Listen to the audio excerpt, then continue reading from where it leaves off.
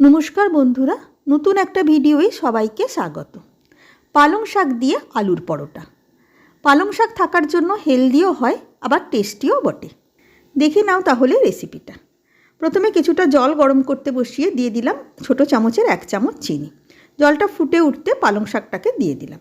এখানে আমি 1 আটি পালং শাক নিয়েছি এবং পালং শাকের ডাঁটাটা ফেলে দিয়ে শুধু পাতাগুলোকে নিয়েছি। এই ওজন হিসেবে 250 থেকে 300 গ্রাম মতন হবে। চিনিটা দিলাম। চিনিটা দিলে পালং শাকের রঙটা, সবুজ রঙটা পরিষ্কার থাকবে। একবার ভালো করে ফুটে উঠতে জলটাকে ছেঁকে নিলাম। এবারে পুরোপুরি ঠান্ডা হয়ে গেলে পালং শাকটাকে বেটে নেব। মিক্সিতে দিয়ে ভালো করে একটা স্মুথ পেস্ট তৈরি করে নিলাম। এদিকে ময়দাটা মেখে নেব। এখানে আমি আটা আর ময়দা সমপরিমাণে নিয়েছি। দিয়ে দিলাম স্বাদ মতো নুন। এবার ওই পালং শাক বাটাটাকে দিয়ে ময়দাটাকে মাখবো। মিক্সিটা ধুয়ে অল্প একটু জলও দিয়ে দিলাম। ভালো করে মিশিয়ে নিয়ে ময়দাটাকে বেশ খুব শক্তও নয়, খুব নরমও নয়, এভাবে মেখে নিলাম। শেষকালে ওপর থেকে 2 চামচ সাদা তেল মাখিয়ে নিয়ে ঢাকা দিয়ে আধ ঘন্টা মতন রেখে দেব।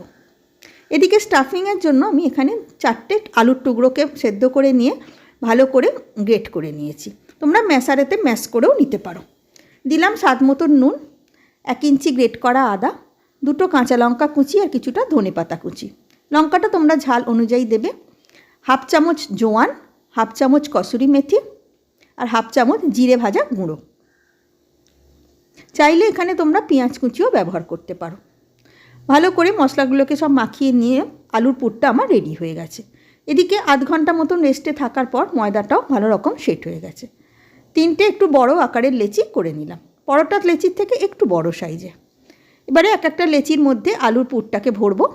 প্রথমে লেচিটাকে হাতে করে বাটির মতন একটা করে নিলাম। হাতে করে অসুবিধা হলে তোমরা ছোট করে একটু চাকি বেলুনে বেলে নিয়েও করতে পারো। এবারে আলুর পুরটাকে একটা ছোট গোলা মতন করে নিয়ে তারপরে ভেতরে ঢুকিয়ে মুখটাকে খুব ভালোভাবে এঁটে দিতে হবে। মুখটা আটার সময় খেয়াল রাখতে হবে যেন কোনোভাবেই ফাঁকা না থাকে, তাহলে বেলবার সময় আলুর পুরটা বেরিয়ে আসবে। খুব ভালো করে এটাকে সিল করে দিতে হবে। দিয়ে হাতে করে চেপে পুরটাকে একটু চারদিকে ছড়িয়ে দিলাম। একটা লেচি আমার রেডি হয়ে গেল। একইভাবে প্রত্যেকটাতেই আলুর পুর ভরে নিলাম। আলুর পুরটা করার সময় খেয়াল রাখতে হবে আলুর মধ্যে যেন কোনো টুকরো না থাকে, তাহলে ফেটে যাবে বেলবার সময়। বড় টুকরো বা ছোট টুকরো যদি থাকে সেটাকে হাতে করে ম্যাশ করে দেবে। 3টে লেচিতেই আমার পুর ভরা হয়ে গেল। এবারে বেলবো।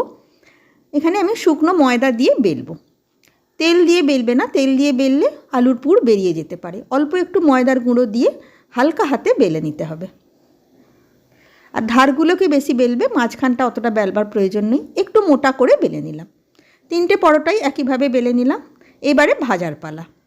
একটা একটা করে প্রথমে শুকনো খোলায় সেঁকে নেব। গ্যাসের ফ্লেম মিডিয়াম টু হাইতে থাকবে। 2টো পিঠ একটু সেঁকে নিয়ে এবারে তেল ছড়িয়ে দিলাম।